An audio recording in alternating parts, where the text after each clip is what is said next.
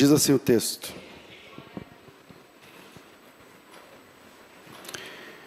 e chegavam-se a ele todos os publicanos e pecadores para o ouvir. E os fariseus e os escribas murmuravam, dizendo: este recebe pecadores e come com eles. E ele lhes propôs esta parábola, dizendo: que homem de entre vós que, tendo 100 ovelhas e perdendo uma delas, não deixa no deserto as 99 e não vai após a perdida até que venha a achá-la? E achando-a, a põe sobre os seus ombros gostoso, e chegando à casa convoca os amigos e vizinhos, dizendo-lhes: alegrai-vos comigo, porque já achei a minha ovelha perdida. Digo-vos que assim haverá alegria no céu por um pecador que se arrepende, mais do que por 99 justos que não necessitam de arrependimento. Ou qual mulher que, tendo 10 dracmas, se perder uma dracma, não acende a candeia, varre a casa, busca com diligência até a achar, e achando-a, convoca as amigas, as vizinhas, dizendo: alegrai-vos comigo, porque já achei a dracma perdida.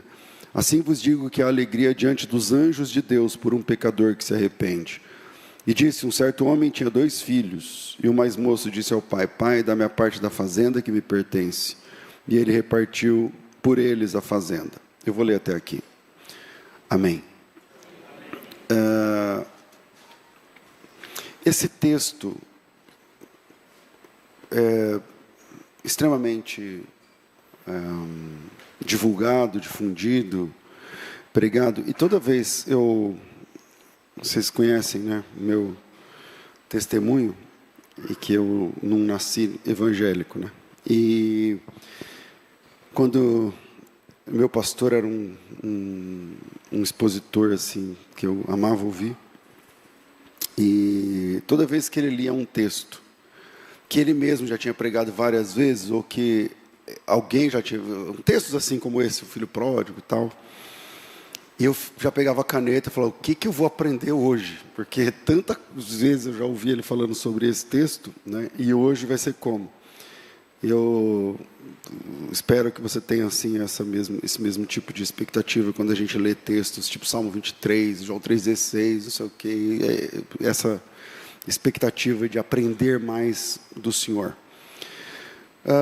O texto é uma peça do recurso parabólico de Jesus, e alguns dizem que aqui ele conta as 3 parábolas: a ovelha perdida, o filho pródigo, a ovelha perdida, a dracma perdida e o filho pródigo. E para outros é uma única parábola em 3 tempos diferentes, organizada, estruturada de forma diferente. E o filho pródigo finaliza essa sequência, ou de 3 parábolas, ou de uma parábola em 3 etapas. O filho pródigo finaliza a sequência de 3 histórias, onde um animal, uma coisa e uma pessoa são perdidas. E depois, esse animal, essa coisa e essa pessoa, são encontradas. E, lendo o texto, há um padrão na narrativa que eu posso dividir esse padrão em cada uma dessas 3 histórias em 5 pontos. Então, cada uma dessas 3 histórias tem 5 etapas, vamos dizer assim, 5 fases. Na primeira fase está tudo bem.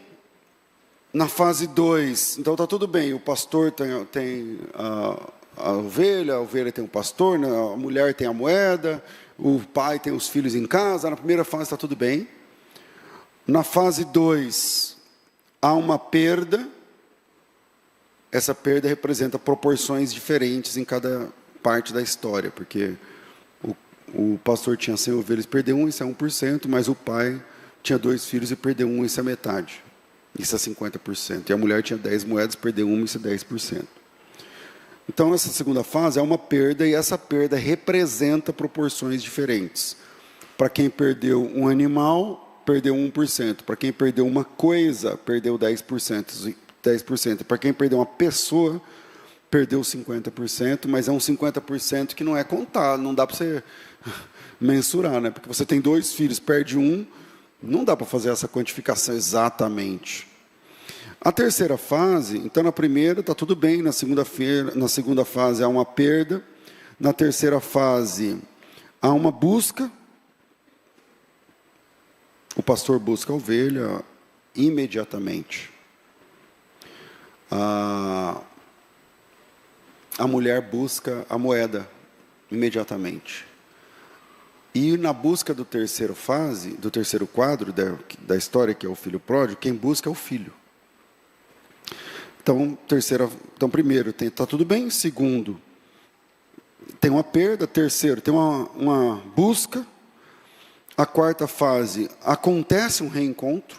A quarta etapa de cada uma dessas histórias. Acontece o reencontro, o pastor acha a ovelha, a mulher acha a moeda, o filho reencontra o pai. E a quinta parte é que tudo termina numa festa.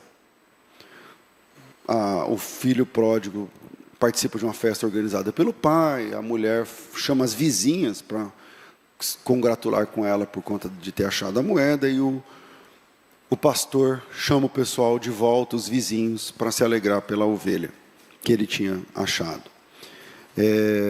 Então veja essa estrutura. Tudo bem, depois perda, depois busca, depois reencontro, depois festa. Essa, irmãos, estrutura, tudo bem, perda, busca, reencontro, festa, esta é a síntese completa da teologia da Bíblia. A Bíblia é isso. Estava tudo bem, depois tem uma perda, e aí começa uma busca, e essa busca culmina num reencontro, e esse reencontro termina numa festa. Isso é a Bíblia. Isso é a Bíblia. E como essa é a síntese completa do Evangelho, essa é a síntese da história humana. Essa é a síntese da história humana. Aliás, por que é que Jesus conta essas histórias? Jesus conta essa história, irmãos, está no versículo 1 e 2, especialmente no segundo, para responder uma pergunta que não foi feita. Você sabe que às vezes as palavras se organizam de uma forma onde nos obriga a responder perguntas que não foram feitas. Aqui ninguém pergunta nada. Aqui ninguém pergunta nada. Mas há uma pergunta que não é feita verbalmente, mas ela é feita moralmente. Porque Jesus, no versículo 1, diz que chegavam-se a ele publicanos e pecadores para ouvi-lo, e os fariseus, e Jesus parece que almoçou, jantou com esse pessoal enquanto falava, e os fariseus, como sempre é próprio deles, e pode apostar que todos vocês, incluindo a mim, todos nós, temos um percentual de fariseus dentro de nós. Todos nós. Os fariseus e os escribas, versículo 2, murmuravam dizendo, ele recebe pecadores, inclusive come com os pecadores. Qual a pergunta que não foi feita? A pergunta não feita, que Jesus responde contando 3 histórias, é a seguinte: quem é? Me falta uma palavra melhor, vou usar essa aqui. Quem é digno, no final, de sentar à mesa com Jesus? Quem é digno de estar à mesa com Deus no final? No fim das contas, quem senta nessa mesa de Deus? E Jesus, veja, a pergunta não é feita, mas o julgamento dos fariseus transforma numa pergunta, que não é falada. E por causa dessa pergunta que não foi formulada, Jesus conta as 3 histórias. Jesus, que aí entra no versículo 3, né? Jesus então lhes propôs essa parábola dizendo: qual homem que tendo 100 ovelhas, qual pastor tendo 100 ovelhas, perdendo uma? Vocês conhecem a história. E veja bem, a pergunta que não é feita é: quem é digno? Porque se ele é quem ele diz ser, uma pessoa que é o que ele propõe ser, como é que ele senta com pecadores e come com pecadores? Como pode isso? Mas eles não perguntam, eles só pensam. E Jesus, respondendo à pergunta que eles não tiveram coragem, ousadia, vontade, desejo de fazer, ele responde a pergunta com outra pergunta. Ele fala assim: quem é o homem que, tendo 100 ovelhas, perdendo uma, não larga tudo e vai atrás dessa ovelha? Com isso, Jesus está respondendo assim: vocês querem saber quem deve ou não deve sentar à mesa com Deus? Vocês querem saber quem deve e quem não deve sentar à mesa comigo?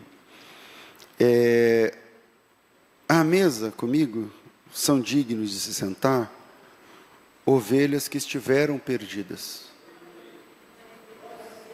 dracmas que estiveram perdidas e filhos que estiveram perdidos. Essas pessoas são dignas de estar à mesa comigo, porque veja a organização da palavra que Jesus traz. Ele falou: quem é o homem que tendo 100 ovelhas? Então, no final, esse homem das 100 ovelhas que perdeu uma, que buscou a ovelha e achou de volta, se senta à mesa com a ovelha perdida, por causa da ovelha perdida. A mulher que perdeu a moeda, que buscou a moeda e que achou a moeda, faz uma festa por causa da moeda que estava perdida e foi encontrada. O pai que perdeu o filho, que foi embora, que ficou no chiqueiro de porcos, faz uma festa. Então, a pergunta que não foi feita, que eu sintetizaria como: quem deve ou quem não deve se sentar com Deus? Quem forma, ou quais tipos de pessoas, que tipo de gente forma a companhia em volta de Deus? Quem é que cerca a mesa de Deus? E hoje é um dia que nós cercamos a mesa de Deus, porque é ceia. E Jesus conta essas três histórias para responder uma pergunta que não foi feita, de quem é digno de se assentar à mesa com Jesus. E aí a resposta dele é: ovelhas perdidas que foram achadas, moedas perdidas, dracmas perdidas que foram buscadas e filhos perdidos que caíram em si a tempo. Esse pessoal é que é digno da mesa de Deus. E hoje eu quero analisar com vocês algumas coisas, porque eu comecei esse sermão falando o seguinte: Jesus conta uma sequência de 3 histórias, onde um animal, uma coisa e uma pessoa se perdem.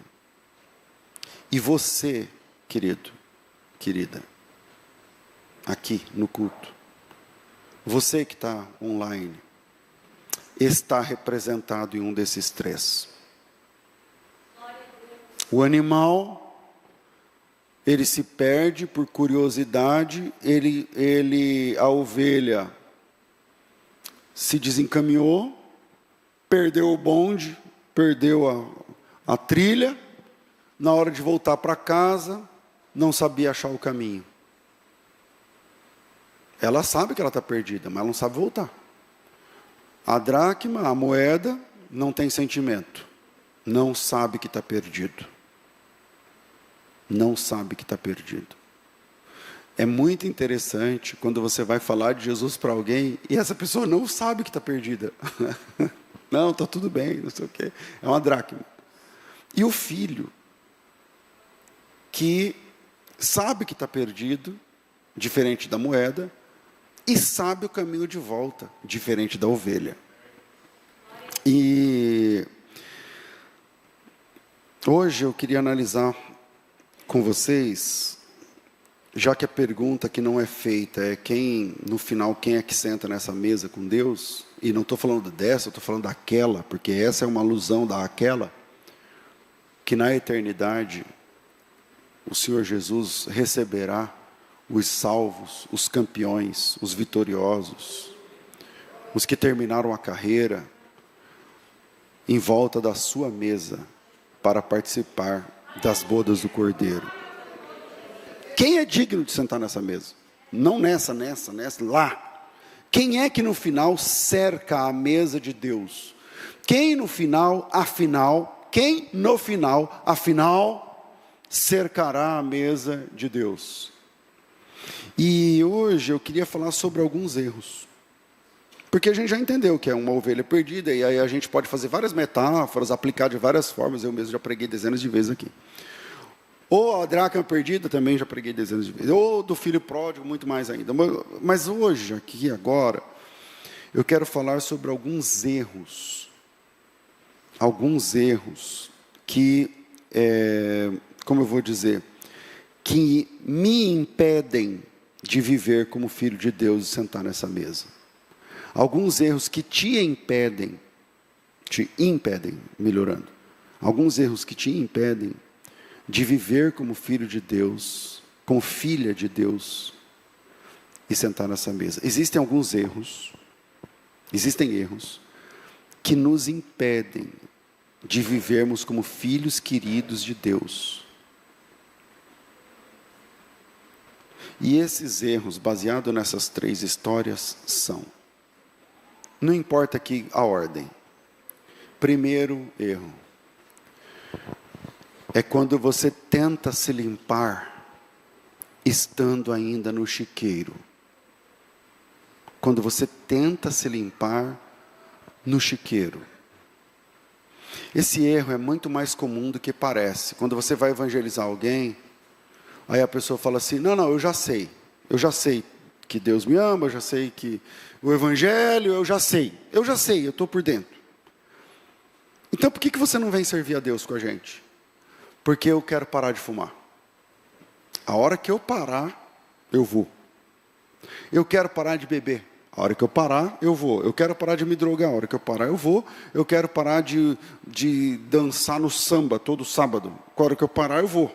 Mas eu sinto vontade. Eu quero parar do pagode, eu quero parar do funk, eu quero parar de não sei o que, eu quero parar de usar sei lá o que, eu quero terminar esse namoro. Quando eu terminar, eu quero não sei o que. Quando eu fizer, eu quero... Já ouviram isso? É a pessoa que ela quer ficar limpa e perfumada num chiqueiro. Veja bem, o filho pródigo, ele estava no chiqueiro, e eu até entendo, vou falar uma coisa que é polêmica, que é o seguinte: o filho pródigo não foi transformado na casa do pai, ele foi transformado no chiqueiro. A transformação mesmo, a metanoia, noia em grego é mente, e meta é a mudança. A mudança na cabeça, na consciência, a mudança de mente do pródigo não veio num culto, não aconteceu numa igreja, não aconteceu no espaço cristão, evangélico, judaico, sei lá o quê. Aconteceu na pocilga. Aconteceu no chiqueiro de porcos. E isso me obriga a repensar um monte de coisas. Um monte de coisas. Eu tenho um conhecido, eu já não vejo ele há muitos anos, não sei nem se ele está vivo, mas é um conhecido, não é um amigo, mas é um conhecido, que congregamos juntos, e o nome dele era Elusai, e ele era casado, ele era halterofilista, ele era campeão de não sei o quê, e você sabe que esses caras tomam bomba, e aí, quando ele para, ele murcha, aí ele já era assim, não era idoso, mas ele era bem mais velho, já tinha parado há 20 anos, mas ele era aquele cara meio fortão assim, que você via. Aí, isso aqui não tem nem nada a ver com a história que eu estou falando, essa parte, não sei porquê. E ele era casado com uma irmã que era bem mais velha que ele, tipo, talvez uns 20 anos. Então ele tinha 50, ela tinha 70, eu estou dando uma base, né? E ela era maestrina, é maestrina que fala? Ou é maestro, que é mulher, é maestrina, não é? De coral, conjunto, ela tocava piano clássico. E ele se aproximando porque o cara era autorofilista, tem nada a ver. E aí ele, ao se aproximar dela, casar com ela, se envolver e tal, ele virou um cantor meio clássico assim. Então era uma delícia ouvir ele cantar. Era uma delícia ouvir ele cantar. Então, mas ele não era um cantor assim, famoso, nada. Mas eles tinham uma situação financeira, ele gravou disco por conta dele mesmo e tal. E um dia, conversando com ele, eu falei para ele, Elusai, você que esse porte seu aí e tal, não sei o quê, me conta a sua história. Por que você é desse tamanho? Aí ele falou, não, porque... Aí ele contou a história. Eu falei, você é casado há quanto tempo? Aí ele contou, eu falei assim, mas você já era crente? Ele falou, então, não, eu era desviado, eu era filho de crente, aquela história toda, mas nunca me converti de verdade. Nunca me converti de verdade. Aí eu casei, nosso casamento há muito tempo, mas ela é muito mais velha, não sei o quê, e ela é da igreja. E eu fui desembarcando da fé, fui desembarcando da fé e vivi perdido nesse mundo. Adultério, prostituição. Essa mulher lutou muito por mim. Eu falei, como assim? Ele falou, eu vivi em prostíbulo. Eu vivi em prostíbulo. Até que um dia Jesus me chamou. Eu falei, me conta como foi isso. E Jesus chamou ele dentro de um prostíbulo. Eu falei, como? Dentro? Ele falou, é. Eu falei, o que foi? Eu cheguei lá, no prostíbulo, prostitutas, amigos, bebida, não sei o quê. Cheguei lá e pedi uma dose do que eu bebia, falou lá o nome da bebida, não lembro mais. A mulher colocou na mesa, e aí hoje, não sei o quê, e já gente em volta dele passando a mão nele, alisando ele, falando que quer, não sei o quê. E a hora que ele pegou o copo, veio uma música da harpa na cabeça dele. Veio uma música, um louvor na cabeça dele. E aí ele não conseguiu beber. Ele não conseguiu beber, ele começou a chorar. Do nada. Ele começou a chorar. Aí o pessoal, tudo bem? Você está bem? Não sei o quê, tal. Ele falou, cara, eu saí dali, paguei a bebida sem beber. Saí dali e nunca mais voltei. Eu entrei numa igreja, estava tendo culto pela metade, porque isso já era umas tantas horas lá, que ele chegou num culto, estava do meio para o fim do culto. O pastor pregando, não interessava o que o pastor estava pregando, não importa. Porque o que aconteceu não foi da pregação daquela igreja.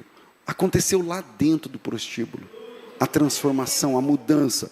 O que na parábola, aqui na história do filho pródigo, é o cair em si. E caindo em si. Então, veja bem.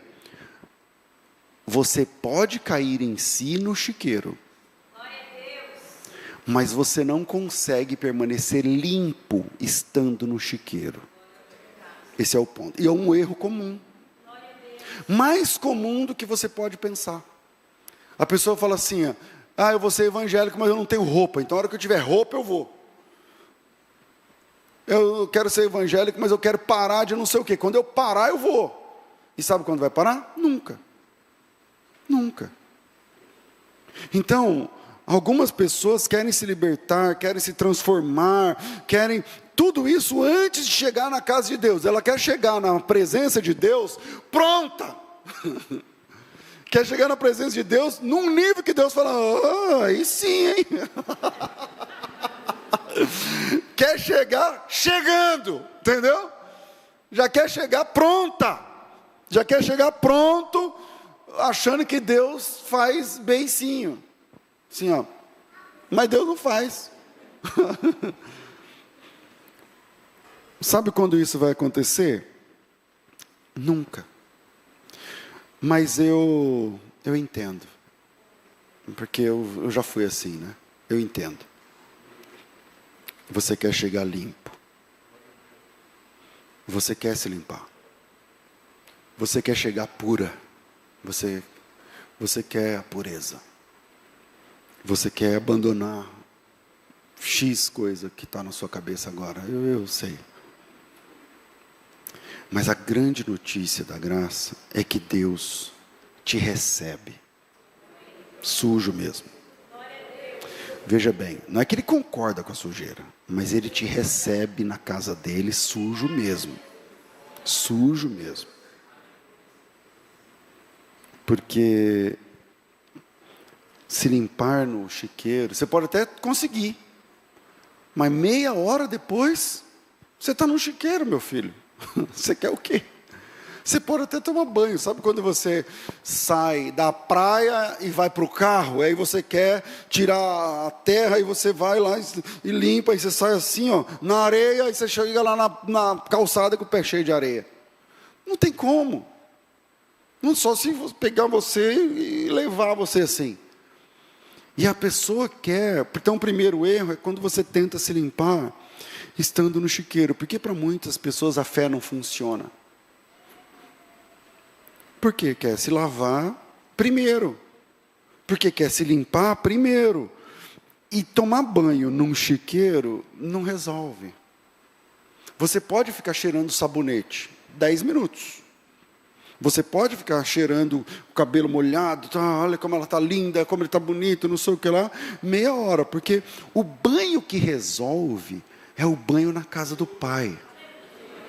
É o banho na casa do Pai.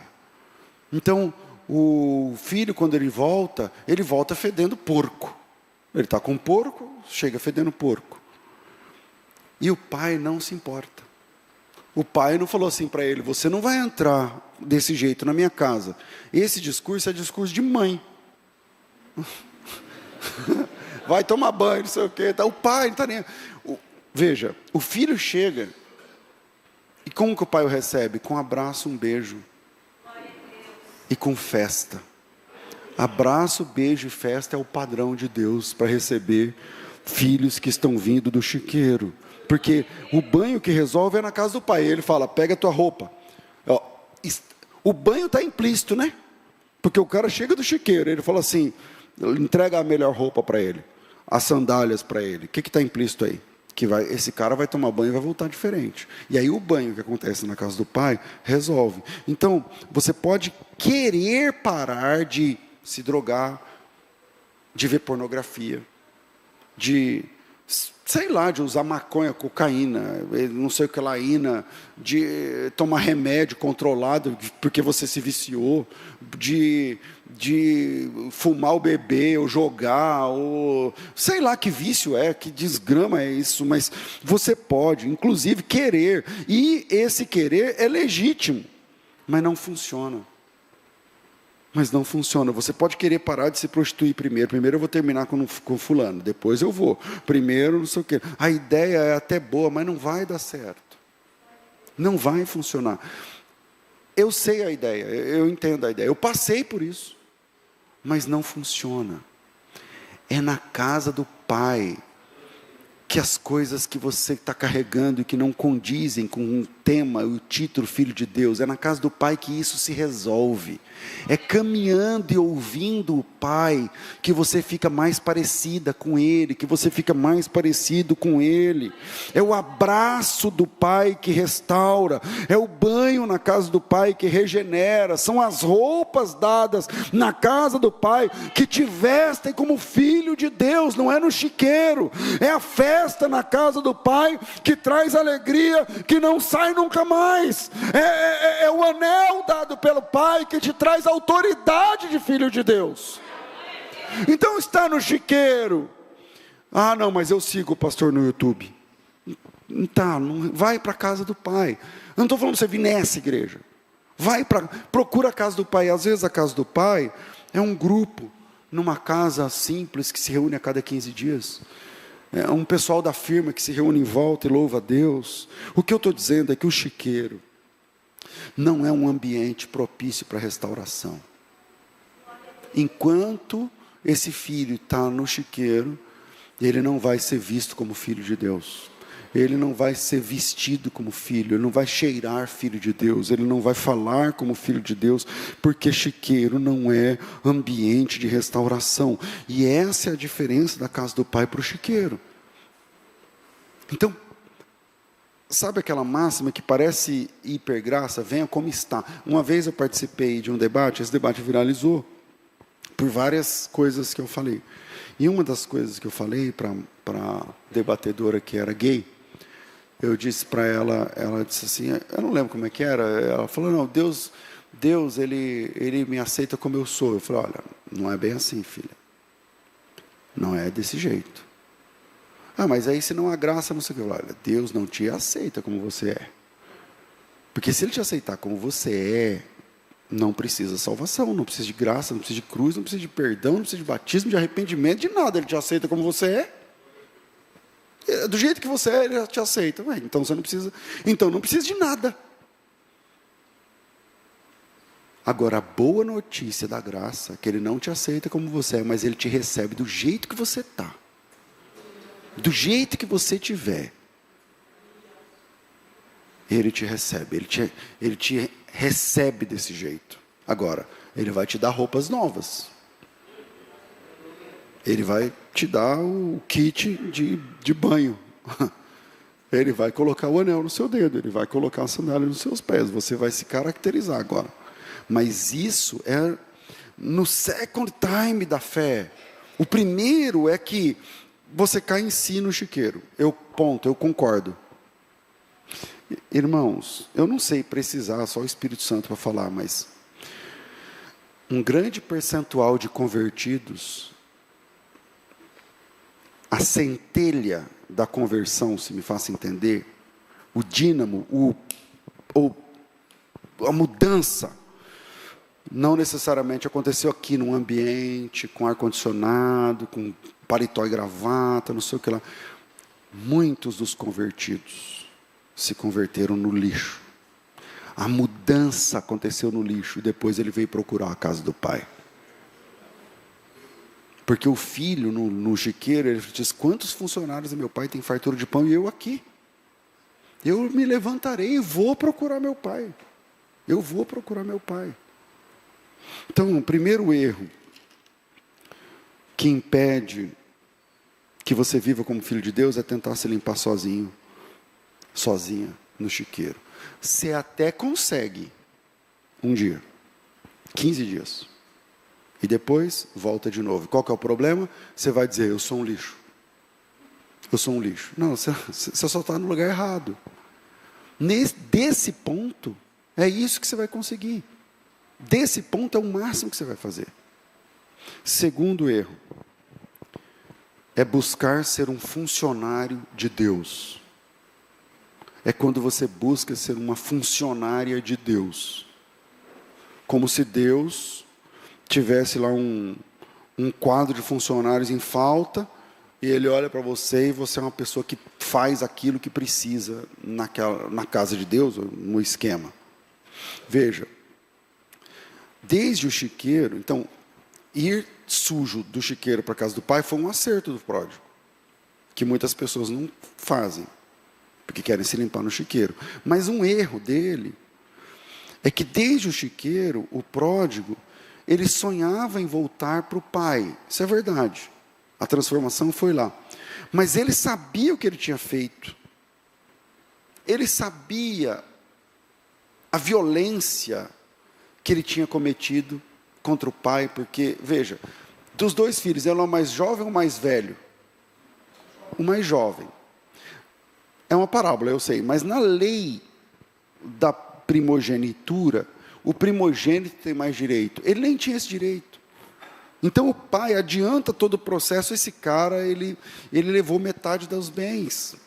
Esse cara levou metade dos bens. A fazenda já não era mais do mesmo tamanho.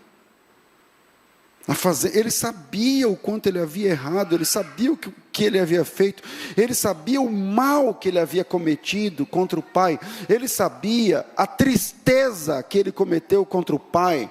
Você já percebeu, ou você já parou para pensar quanta tristeza você já causou no teu pai?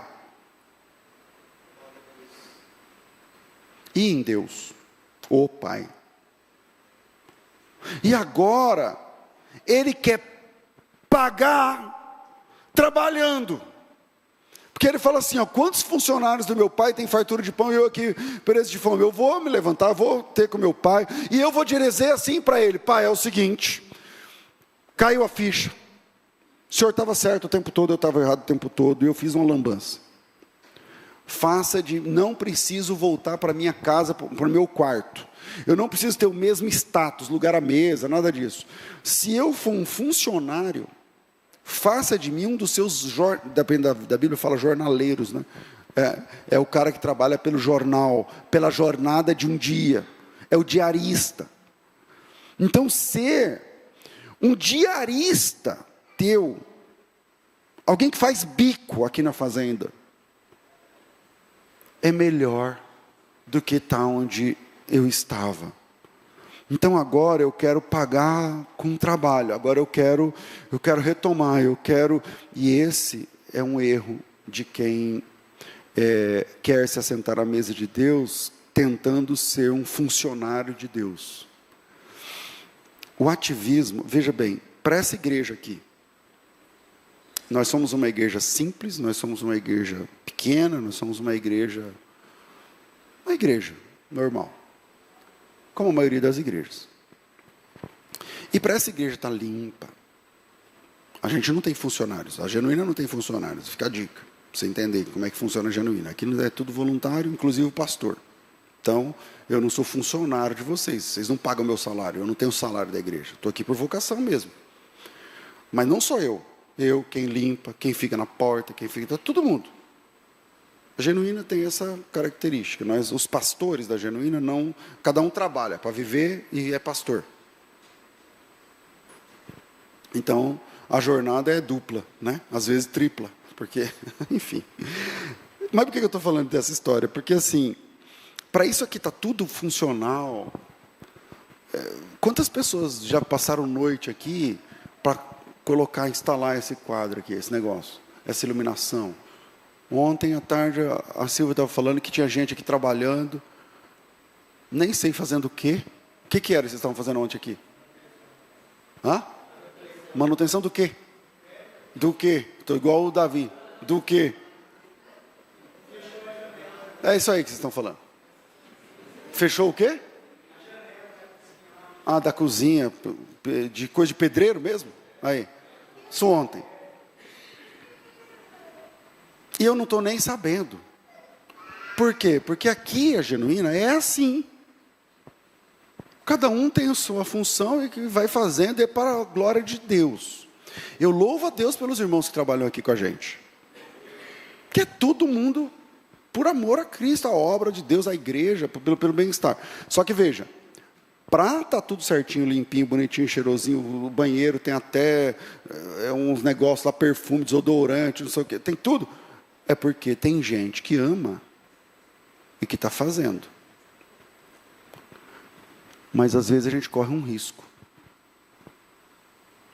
Qual o risco? O risco de confundir o que você faz aqui como sendo uma coisa que vai te tornar mais filho de Deus. É o ativismo. Tem pessoas, mulheres, que são tão ativas na igreja, são imprescindíveis na igreja, mas que não faz sexo com o marido, e deixa o marido na mão. Tem marido que é uma bênção, ora pelas vidas, prega que é uma bênção, mas não beija a mulher na boca, não tem carinho em casa. A mulher não tem marido, mas ele é um grande servo na igreja, mas ela é uma grande serva na igreja. Sem ela, nada podemos fazer. Sem ele, nada podemos fazer. E esse é o erro. Quando você é bênção na comunidade e é um pai ausente. Quando você é bênção na igreja e é uma mãe ausente. Quando você é um filho que é uma bênção na igreja e você é um filho ausente. Uma filha ausente. Esse é um erro, que é quando você busca e se comporta como um funcionário de Deus. No chiqueiro houve a transformação. E no chiqueiro, esse cara, ele ensaiou uma oração. Não tem ensaio de oração. Se você está ensaiando, já está orando, né? Mas só para a gente pensar. Porque ele diz assim, ó, eu não sei o versículo, está em Lucas 15, 18, 19. E caído em si, diz, quantos funcionários do meu pai têm fartura de pão? E eu aqui pereço de fome. Aí ele fala assim, ó, eu me levantarei e eu vou procurar meu pai. E eu lhe direi, isso que eu estou chamando de ensaio de oração. Vamos analisar o ensaio da oração. Pai, e eu lhe direi, pai, começou bem. Jesus ensinou a gente a orar assim, amém?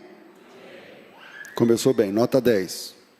Começo da oração, nota 10, igual no carnaval. Pai, 10. Eu pequei contra o céu e perante ti. Que profundidade, não? Que profundidade. A minha ofensa, que foi contra o Senhor, foi primeiro contra o céu.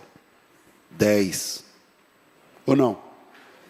Eu pequei contra o céu, pequei contra ti. Que mãe, sendo ofendida pelo filho, pai, marido, que não gostaria de ouvir isso, fala, ó, eu quero te pedir perdão, mas primeiro eu quero reconhecer que eu pequei contra Deus.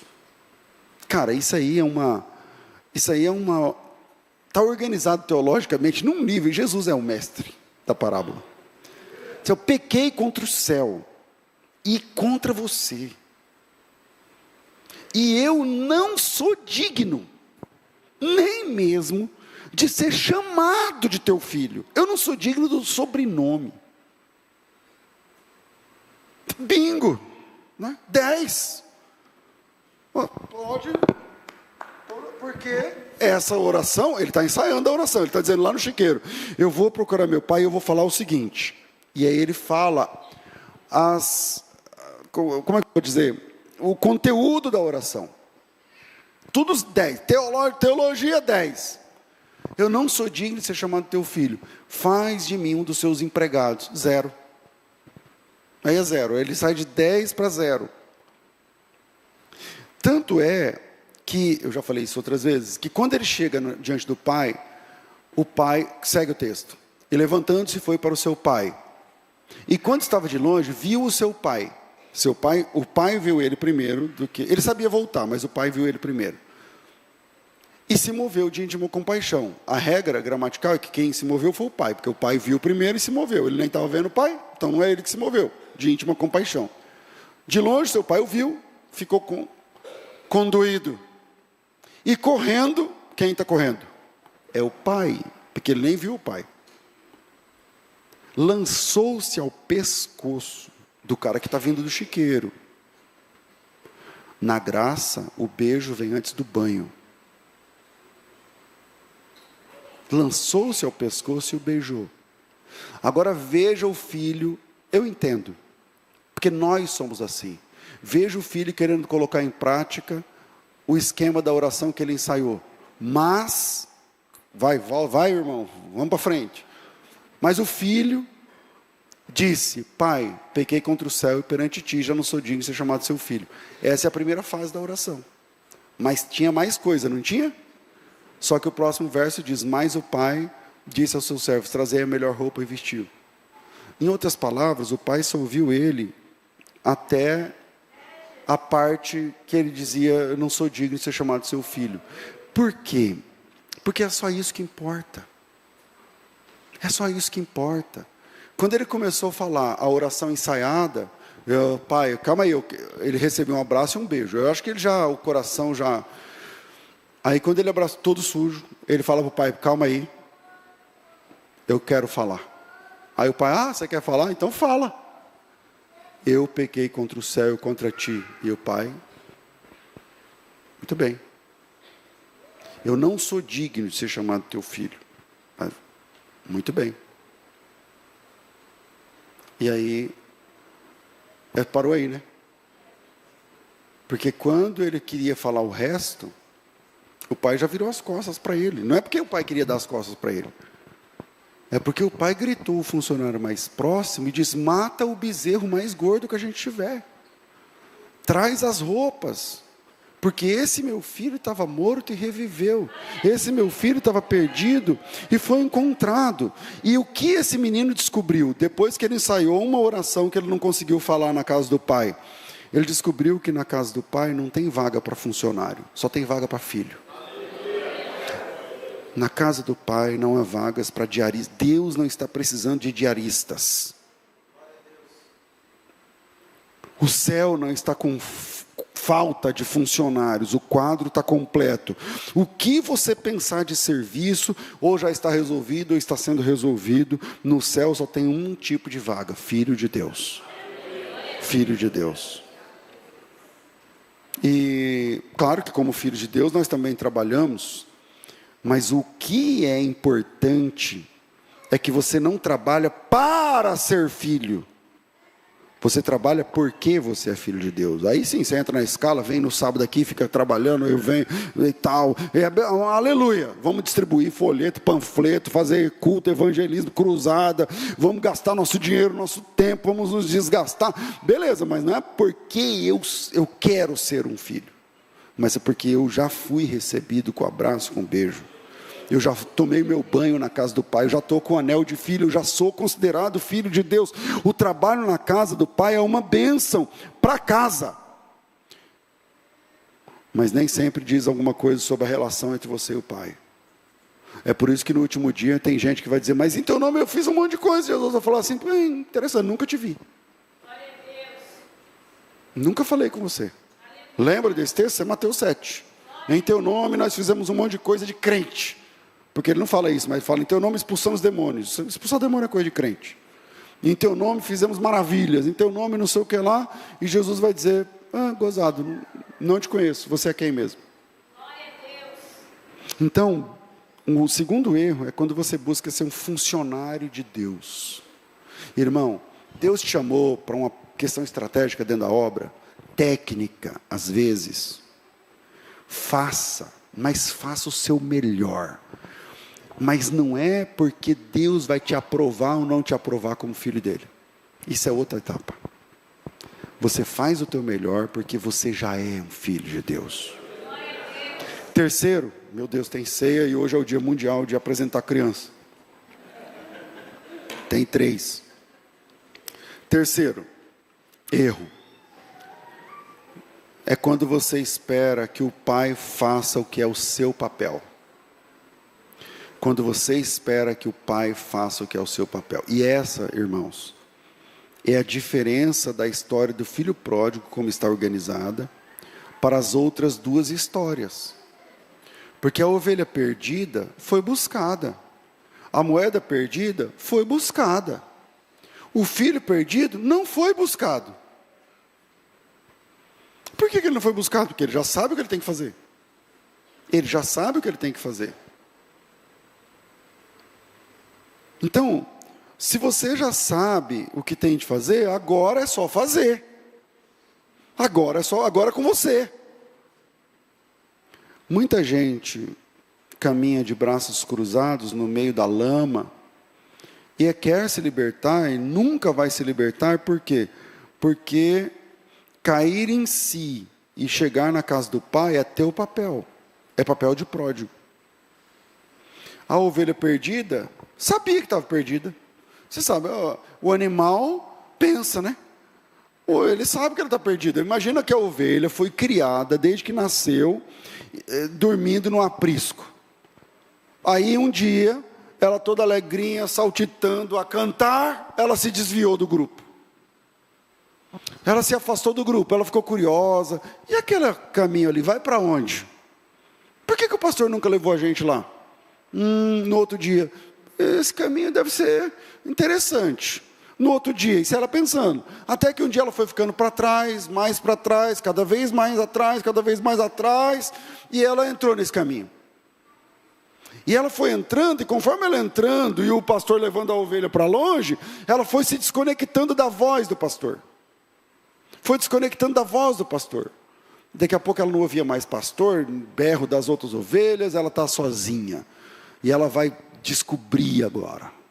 Ela vai viver a descoberta, sentir o gosto da grama diferente da outra, visitar lugares que ela nunca viu, que ela só via pela internet. Agora ela vai pisar o pé, agora ela vai frequentar, agora ela vai beber, ela vai experimentar.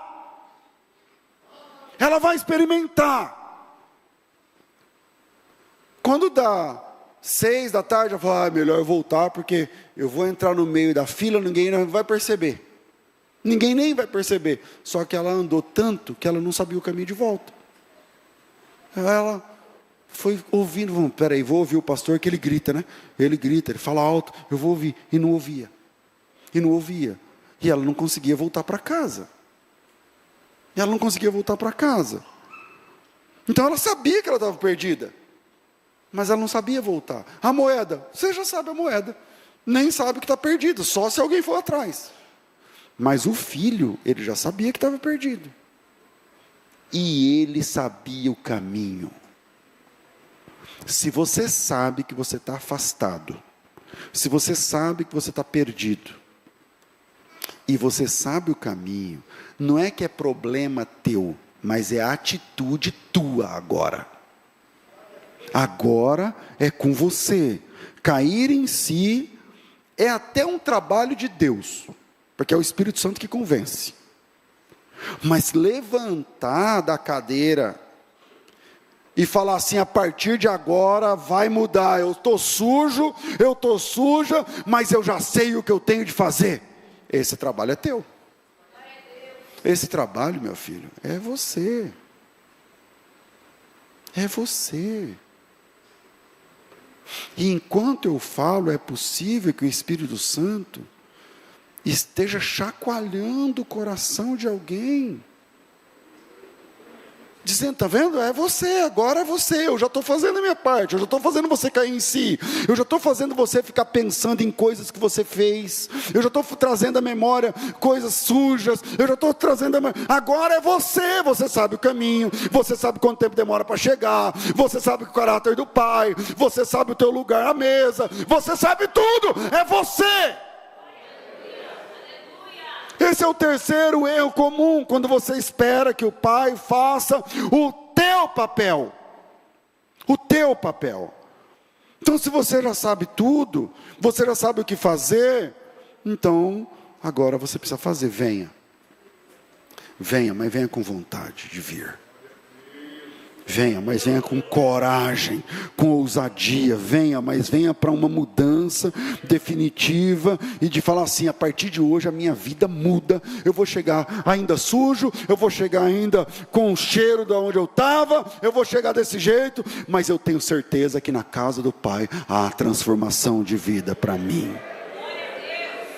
Porque filhos pródigos decididos são profundamente usados por Deus depois.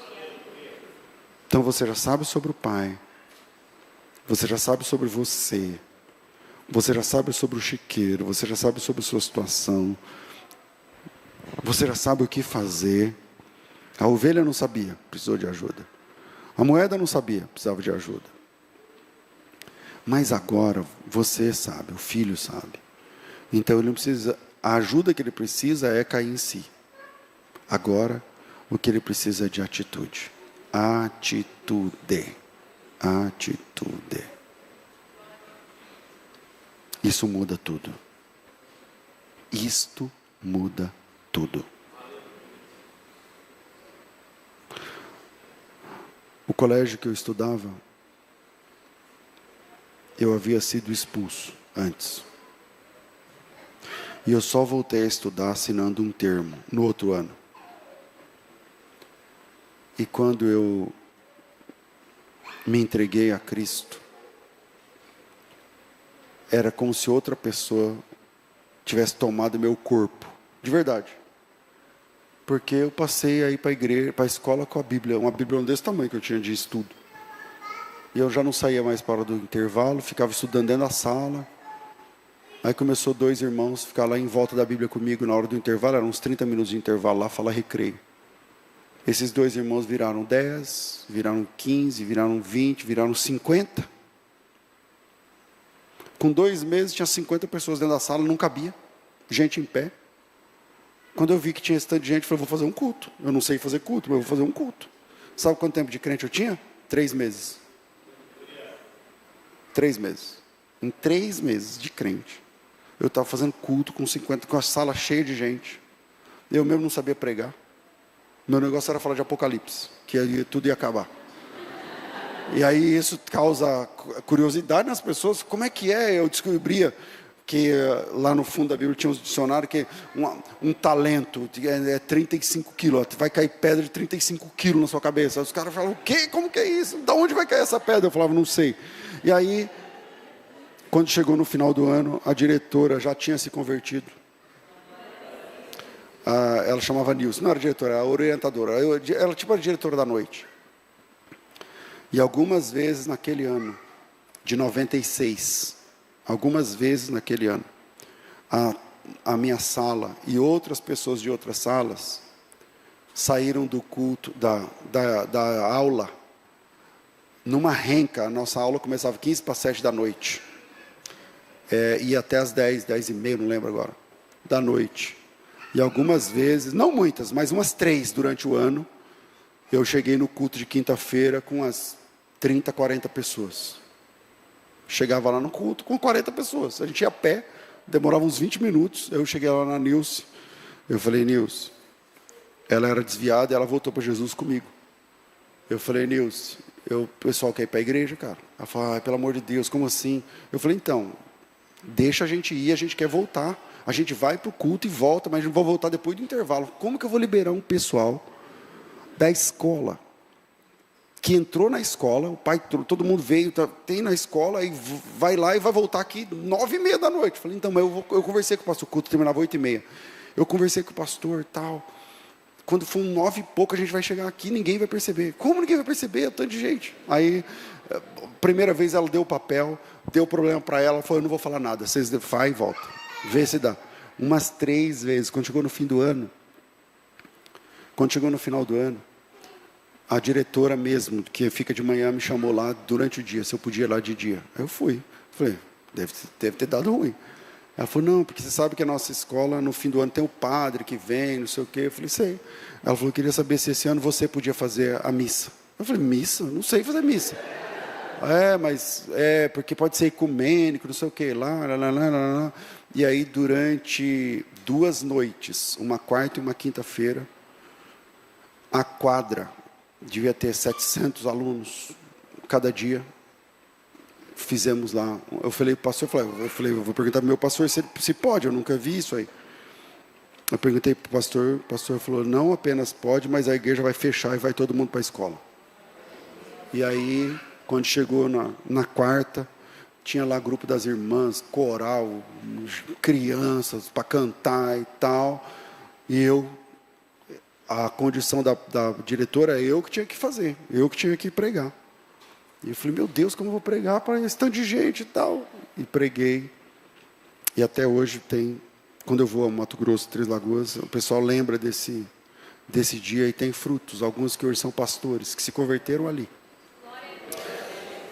Venha o sujo, mas venha. Venha do jeito que você está. Venha. Na casa do Pai isso se resolve. Não vem para ser funcionário. Não vem para ser funcionário, vem para ser filho. Venha para ser filho. E não espere que Deus faça o que é o teu papel. O que é o teu papel?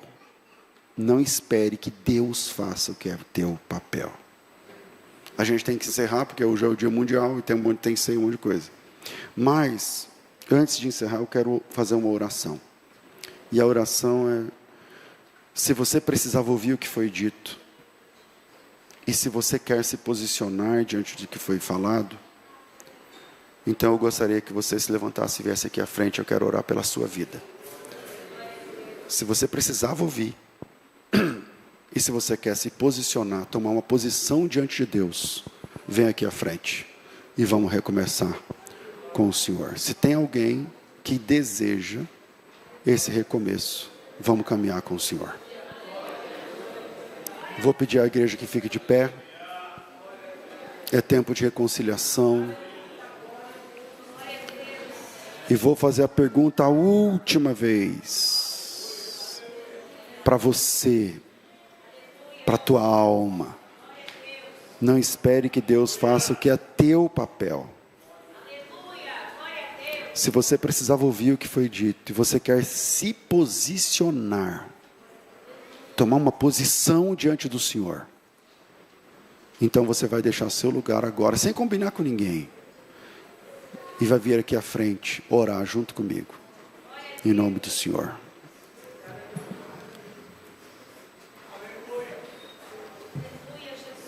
Falta você. Feche os teus olhos. Você ainda pode vir, feche os teus olhos. Aleluia. Aleluia. Senhor, em nome de Jesus, nós levantamos a voz em oração. Hoje ouvimos sobre várias coisas que tocaram nossa alma, na Tua palavra, no Teu Evangelho. E aqui estamos, o Senhor vê como cada um está. Eu não vejo, eu vejo a roupa bonita, eu vejo o cabelo bem feito. O Senhor vê como cada homem ou mulher que está de pé aqui diante de mim, o Senhor vê como ele está diante do Senhor. O Teu Evangelho, teu Evangelho, a Tua graça nos mostrou essa manhã que a limpeza é na Tua casa, a limpeza que funciona é na Tua presença. A limpeza que funciona é na Tua presença, na experiência contigo, é no dia a dia caminhando contigo. O Senhor nos ensinou essa manhã que o Senhor não precisa de funcionários, mas de filhos, filhas. Recebe, Senhor, como filho esse homem, recebe como filha essa mulher, essa moça, recebe, Senhor, em nome de Jesus, derrama, Senhor, da Tua graça, do Teu Espírito, renova, Senhor, o Teu filho e a Tua filha, com os Teus dons, com os Teus talentos, em nome do Senhor Jesus, em nome do Senhor Jesus, que hoje seja o primeiro dia do resto da nossa vida, caminhando contigo. Virão dificuldades, mas com o Pai ao nosso lado enfrentaremos essas dificuldades. Virá o desânimo, mas com o Pai ao nosso lado enfrentaremos o desânimo. Virá a instabilidade, mas com o Senhor ao nosso lado enfrentaremos a instabilidade. Tem misericórdia, Senhor, em nome do Senhor Jesus. Que um novo tempo comece essa manhã, nessas vidas, para a Tua honra e para a Tua glória, assim oramos agradecidos, em nome do Cristo, amém. Volte para o seu lugar glorificando a Deus.